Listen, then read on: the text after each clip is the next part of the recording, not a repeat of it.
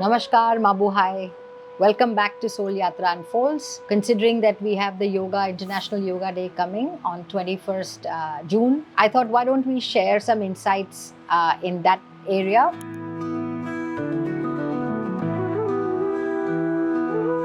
All right, so now we move to the next asana, which is called Ashwa Sanchalanasana.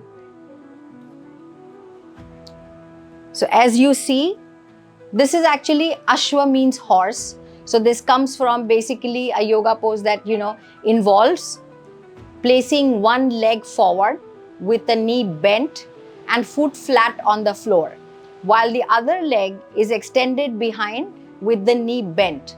The hands are placed on either side of the front foot and the chest is lifted for breathing. This is called Ashwa Sanchalan. As I said, Ashwa means horse, Sanchalan means movement or stepping, and Asan means posture. This posture is known to improve flexibility and especially in the hips area. So it works in the hip, the groin and hamstrings again. It also strengthens the leg muscles, the core and the ankles. It works a lot on this whole entire leg portion in the bottom. So this stimulates the Anahat chakra, which is the heart chakra, the Manipur chakra, which is the solar plexus, and Swadhisthana chakra, which is the sacral chakra. These chakras are associated with emotions, energy, creativity, and bringing us back to a very energized state.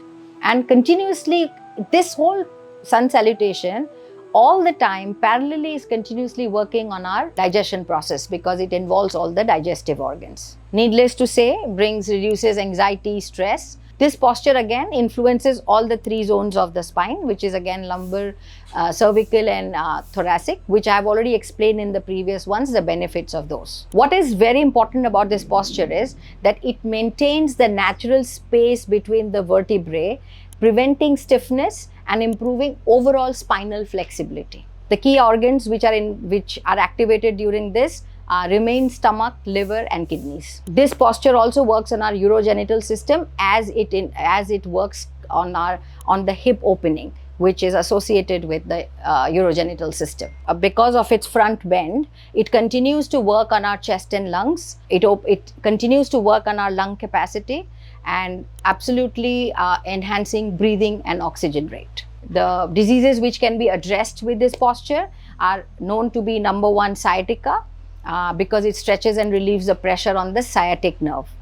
Constipation, because it works so much on our abdominal organs and on our sacral portion, the Swadhisthana chakra, which enables the root chakra for bowel movement. So it improves bowel movement and it kind of continuously massages abdominal organs. It helps lower back pain, stretches the flexors and in the lumbar region. Arthritis, mild case of arthritis because it enhances joint mobility, especially knee and the hips. Varicose veins, this is very effective for varicose veins. It improves lower limb circulation, blood circulation.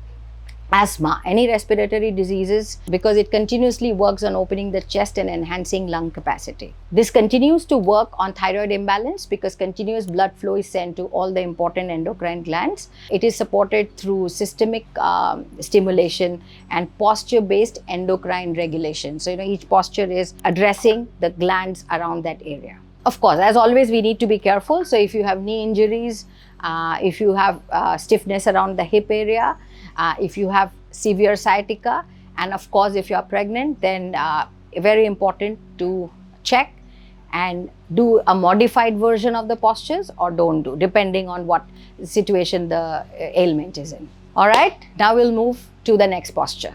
All right, so after seeing those amazing benefits of Ashwa Sanchalan, the next posture, the fifth posture is called Parvatasana or the mountain pose, and we'll see why it is called the mountain pose.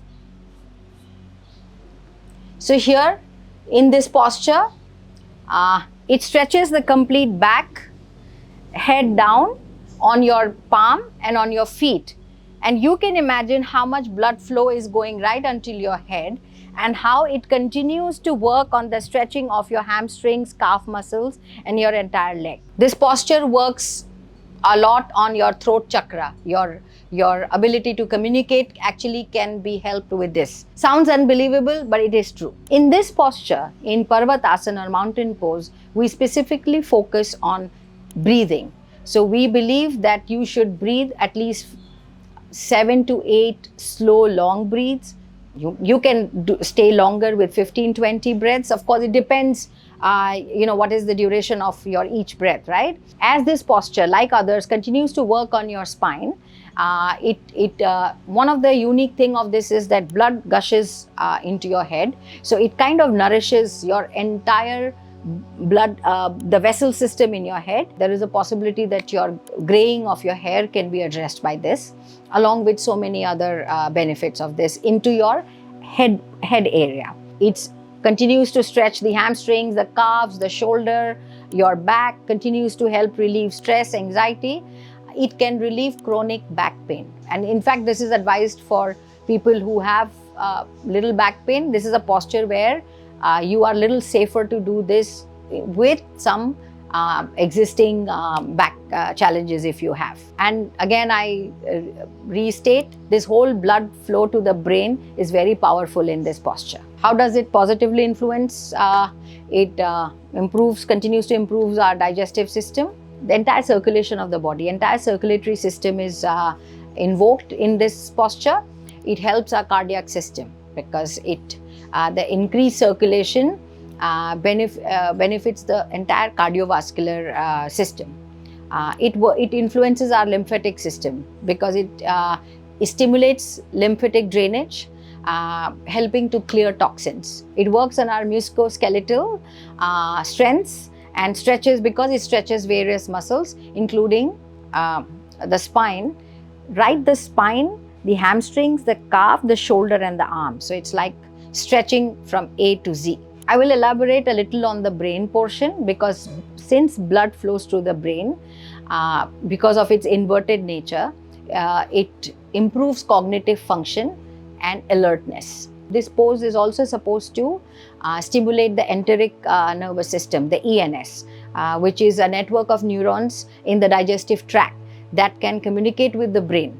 We say there is a gut brain and there is a brain here. This can help with the aid of vagus nerve. This is known to address stress, anxiety, and mild depression. Back pain, needless to say, fatigue, headaches. It works when you have mild headaches. Sciatica, which I think mild cases of sciatica, digestive issues, insomnia, because of the brain factor, the blood rushing to the brain. It supports circulation, so it enhances if you have poor circulation. Mild sinus congestion can be addressed with this.